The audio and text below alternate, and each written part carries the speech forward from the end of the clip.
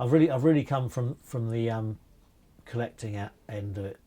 It's the 3D stuff first with me. But I used to nail things all over my bedroom door and stuff when I was a child. I kind of had a big thick crust of objects. I used to collect a lot of hubcaps as well in the street. I've always been picking stuff up. My dad used to take me fossil hunting in Dorset. I think maybe that looking for things all the time is. I still when I'm on the beach, I have to remind myself to bend my head up from the ground, like to look at the sky and things. Pick up stuff things that are washed up is very, very nice things. Things that have come from, you don't know where they've come from, and especially when they've come from different places and then arrived together. I found the bottom of a light bulb and a rubber bulb once that went together very nicely. I made a picture out of that. I'm always looking for spherical pebbles because I have made pictures out of those, but I'm particularly interested in those because they're looking for the perfect one. I collect a lot of clothes, hats, shoes. I've got a massive collection of plastic thimbles which I've exhibited at the Art Workers Guild, have a tabletop museum, so I've exhibited those. I used to collect hubcaps, but I don't like the plastic ones because the metal ones are beautiful, but my dad took those off me to make a gate, which he never did. I collect records, paperback with nice covers I like, marbles, badges. I collect just books in general. I love books and reading. I read a lot of books and picture books and stuff for collage and everything like that. I collect feathers, but you can't keep them. They just get eaten by weevils. I like fossils and bones. Got a lot of bones. I'm collecting wishbones specifically to make pictures out of. I like to get a lot of things, like a large volume of stuff. Some stuff I collect because I think I might make a picture out of it, but often that's just an excuse. Scissors, I've got a lot of scissors, drawers and drawers of scissors. Pen knives I've got a lot of, and kitchen knives. I enjoy that process of cutting quite a lot. Packaging I really like. I like packaging design, so I collect a lot of empty boxes and tin cans and things like that. And the sardine tins as well, they're beginning to rust, so I'm trying to eat the ones that are not too bad, and maybe I'll make a picture out of the empty tins. I've kind of had to stop doing it, it's just too much of it. The infinite variety of different things. Going to the jumble sales is like hunting as well. It's like sort of the joy of finding something nice. It's great excitement. My grandmother and people like that, who'd been through the war and just been poor as hell when they were kids. They didn't throw stuff away. They kind of constantly reusing stuff, and it's really stuck with me as it's like a moral thing. I've often been involved in like recycled art shows and things, but I'm really not recycling. It's not recycling in the sense of kind of saving the planet by any means. It's just that I enjoy that someone else has had it and touched it and it's had another life, it's another functional purpose, and it's got a story to it. I remember my mum showed me how to cut through newspaper letters onto coloured paper, and then you've got the coloured letter shape. Collage was a kind of thing in the 80s that all that punk stuff was. So when I was at school, I was seeing it as a sort of medium. And my father's a blacksmith, and I do like craft. I really liked Peter Blake a lot when I started out, and that his toy shop particularly, where he's displaying stuff he's bought really. I thought that was genius. I love it. I went to there's a big show of his work at the Tate Gallery when I was a kid, and I went to that, and it kind of was quite a big impact. I get asked to do a lot of pastiches of the Sgt. Pepper cover. I've done a lot of those. Claire and I have made this little museum that we took out and exhibited before, which is just objects in some drawers, which we've got.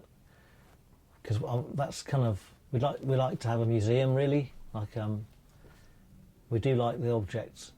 It's a museum of tiny things. They're all our little tiny objects. A lot of the commercial collage I do is all on Photoshop. It's so I scan stuff and cut it out with the mouse, digitally. And it doesn't look much different actually, but you do lose some of the sort of spontaneity and the mistakes.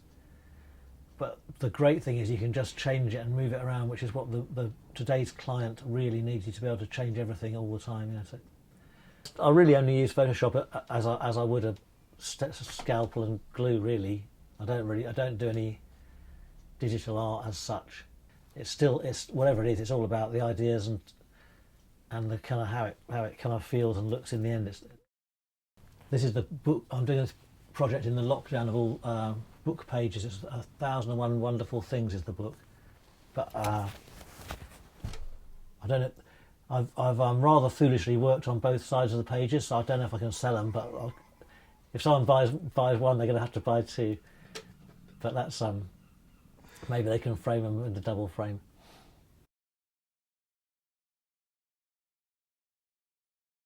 The stuff we do with Radiator has some kind of performance element sometimes, although most of us are not very good at it, and we usually have to get someone in who's a kind of actor of some sort. In Hastings, the people don't need anyone to help them with it. Mainly, they just do it on their own, don't they? But we've been doing stuff with the umbrella parade for Fat Tuesday. We kind of provide a load of materials and glue guns, and people come and decorate their umbrellas and that sort of thing. So at the moment, we're making things for a book cart parade, which has become virtual. A book cart each, and filming it in stages, photographing it in stages, and then we're going to. Well, the plan is to kind of make a stop frame animation of it, but with details of how to do things as well. But we would have been working in schools making these things, and it's kind of woodwork largely. That will be using tools and stuff is I think it's very important to them, and a lot of the schools don't want to take it on for the danger. Project Artworks mainly works with adults. I work with them on their Art Breaks program, which is for young people with complex needs.